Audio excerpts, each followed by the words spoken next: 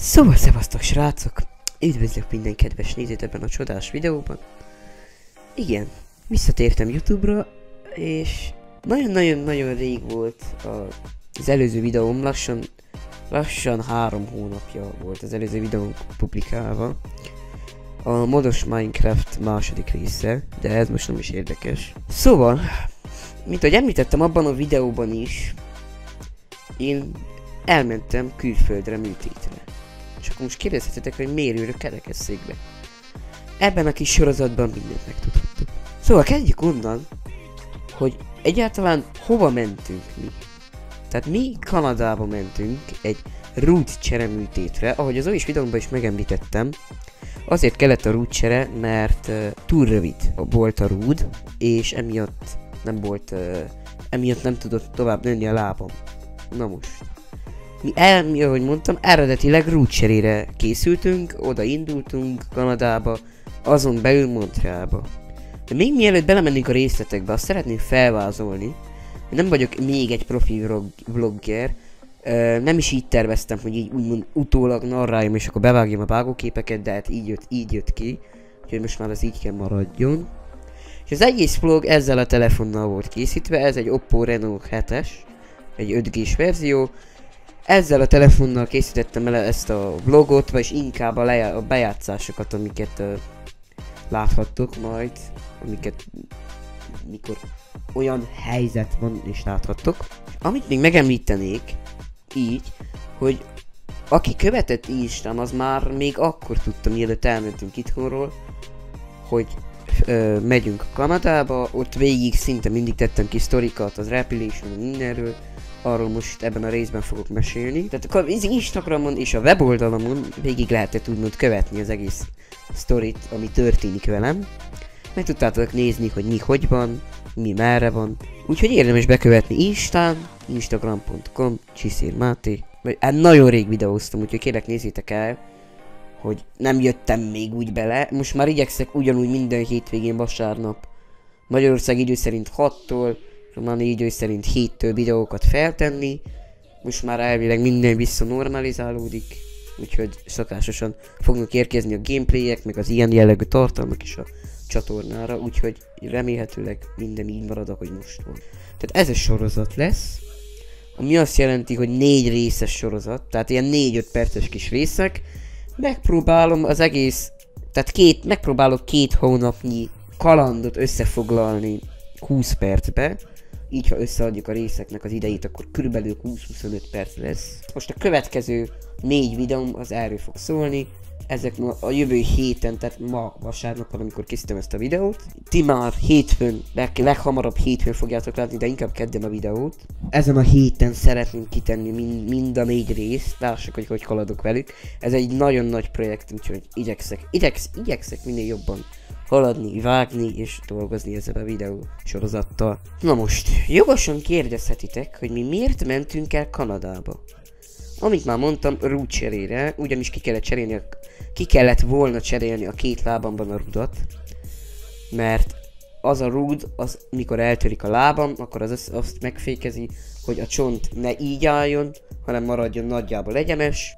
Nekünk eredetileg június 13-a volt a műtét dátum. És azért mentünk ki május 24-én, mert még hamarabb kellett találkozni az orvosokkal, az asszisztensekkel és a többi emberrel, aki ott dolgozik a kórházban, meg úgy eleve is szokjuk meg a kanadai életmódot, életszínvonalat, stb. Úgyhogy nekünk konkrétan volt dátumunk, hogy mi mikor akarunk oda menni, és hogy akarunk oda menni, minden le volt szögezve, amikor elindultunk 23-án be Bukarestbe, a reptérre. 24-én repültünk, arról mindjárt mesélek. Szóval igen. Szóval jogosan kérdezhetitek, hogy mi miért akartunk elmenni itthonról 7000 km távolságot, miért tettünk meg?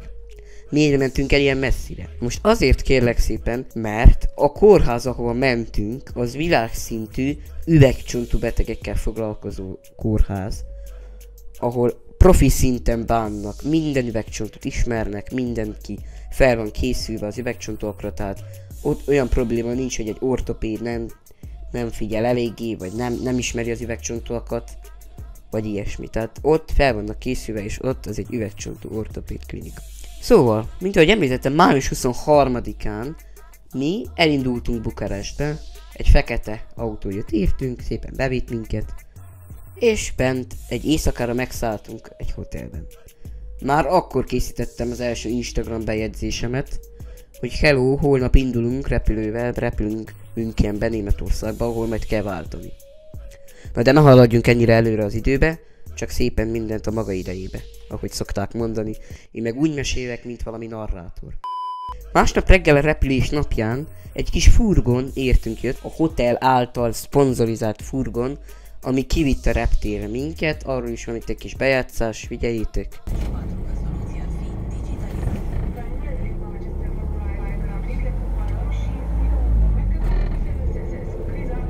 Ő kivitt minket ügyesen, és ott onnan tovább bent minket feltaláljuk magunkat a reptéren. Lehetett kérni egy ilyen kerekesszékes asszisztent, vagy mondjam inkább wheelchair asszisztentet, tehát egy ilyen, olyan emberek, akik fel vannak készülve arra, hogy kerekesszékes ember jön, és segítenek átülni, meg a repülőn, meg a csomagokkal, meg a kerekesszéket külön csomagként számolják fel, meg ilyenek. Szóval, ha valaki kerekesszékkel akar utazni repülőn, ezt kérvényezze, mert lehet ilyet. Na most, 2 repülővel mentünk el Kanadába, egy kicsi géppel, ami Bukarestből ment Münchenbe, körülbelül 2,5 óra alatt, tehát hamar eltelt. Ott nem volt kajaszolgáltatás, kaptunk egy kicsi csokit és egy kicsi vizet. Ez benne volt a csomagban, amikor vettük a repülőjegyet. Utána, miután megérkeztünk Münchenbe, ennek a wheelchair asszisztentnek köszönhetően, nagyon könnyű volt az átszállás majd a nagy gépre, ami 5 órán belül érkezett. Tehát tényleg semmi gond nem volt, egyből jöttek oda, hogy kérdezték, hogy mi Kanadába repülünk. Kérték a papírokat, az adatokat, mondták, hogy jó, akkor jöjjenek velünk. Egy kis emelőbusz jött értem a kisgépről, az átgurultam, levitt, az elvitt az épületbe. Onnan ügyesen megvártuk, amíg megjön a nagy gép, és ott külön emberek erre odafigyeltek a kerekesszékesekre. Tehát ez egy nagyon jó pluszpont. Amit még nem említettem meg, hogy az én kerekesszékem sokkal szélesebb volt, mint az ülések közötti távolság.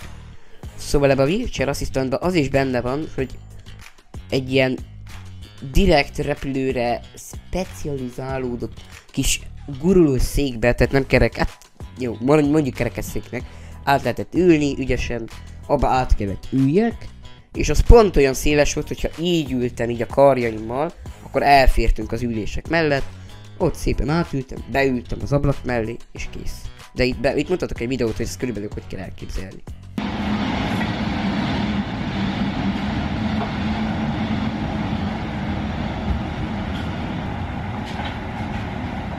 There we go.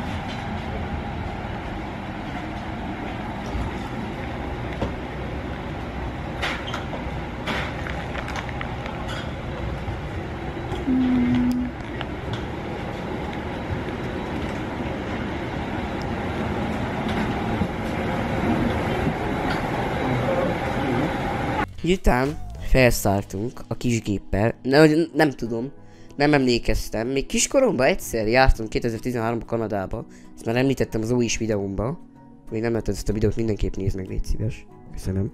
Szóval abban már említettem, hogy én jártam 13-ban még Kanadába, ugyanilyen célból, rúcsere célból, akkor még sokkal rosszabb volt a helyzet, mert egyáltalán nem tudtam azelőtt járni, szóval újra kellett, szóval ja. Na most, miután a kisgéppel felszálltunk, mert nagyon, nem tudom, szédültem, és nagyon rossz volt, tehát nem bírtam a felszállást. Aztán a másik gépen már nem volt ez probléma, de ne haladjunk ennyire előre. Szóval a kisgéppel, amikor felszálltam, nagyon úgymond rossz volt, szédültem, meg kicsit a gyomrom is fel volt fordulva, meg ilyenek. De aztán miután felszálltunk, felmentünk 7000 méter magasba, az a látvány, ami elém tárult, az egyszerűen zseniális volt, tehát tényleg nézzétek meg, mert ez kihagyhatatlan.